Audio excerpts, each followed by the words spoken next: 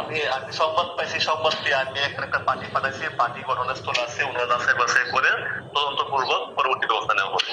সুনামগঞ্জের দুয়ারা বাজারের সুরমা নদীর পাড় কেটে বালু উত্তোলনের সময় অবৈধ ড্রেজার মেশিন ও বালু ভর্তি বালখেটসহ ৩ জনকে আটক করে নৌ পুলিশের হাতে তুলে দেয় বিক্ষুব্ধ স্থানীয় জনতা।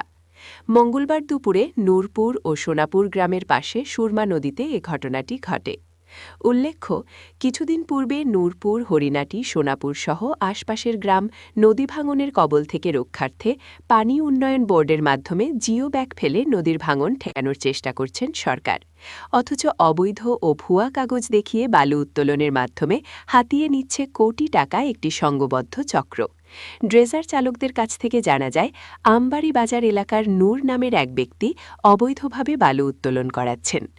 এ ব্যাপারে ছাতক নৌপুলিশ ফাঁড়ির ইনচার্জ আনোয়ার হোসেন জানান, নূরপুর গ্রামের লোকজন একটি ড্রেজার ও বালু ভর্তি নৌকাসহ ৩ জনকে আটক আমাদের হাতে তুলে দিয়েছেন। বিষয়টি যাচাই বাছাই করে পরবর্তী আইনানুগ ব্যবস্থা গ্রহণ করা হবে। সোনাপুর গ্রামটা অত্যন্ত ঝুঁকিপূর্ণ। এই গ্রামটা নদীগর্ভে প্রায় বিলীন হয়ে গেছে। গ্রামের অনেক মানুষ আজকে বাস্তুহারা, অনেক মানুষ বিটাহারা, অনেকে অনেক জায়গা নিয়ে বাসস্থান করতেছে এই ভাঙ্গনের কারণে। কিন্তু অত্যন্ত দুঃখের সাথে বলতে হয়, এই ভাঙ্গনের কবলে কবলে জর্জরিত একটি গ্রামের পাশ থেকে প্রতি বছর কিছু ভূমি খেকু, কিছু বালু খেকু, প্রভাবশালী লোক, এরা ড্রেজার মেশিন দিয়ে রাতের আধারে এরা একদম ভাঙ্গনের কাছ থেকে বালু উত্তোলন করে লক্ষ লক্ষ টাকা তারা রুজি করে।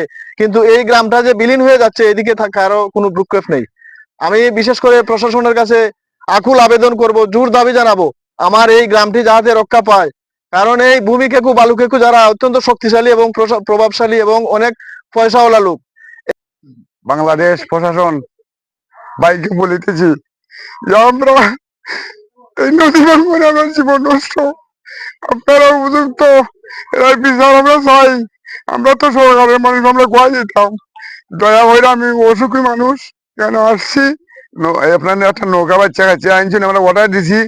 আপনারা বিশেষ করে আমাদের মহোদয়, সরকারি মহোদয় কাছে অনুরোধ জানাই, যে তারেক মেয়ের কাছে আমি অনুরোধ জানাই যে আমরা নদী ভাঙ্গনের এই বিল্ডিংটা আমরা খেমনে ফিরতে পারি। আমরা গরিব মানুষ, অসহায় মানুষ, আমরা রাস্তা গ্রামটা ভাঙ্গা নিয়েছি, কি বিল্ডিং টিল্ডিং কিছু নাই। বিগত দিনেও সেনাবাহিনী আইছে, নৌকা ধরছে, দইরা মামলা হামলা হয়েছে।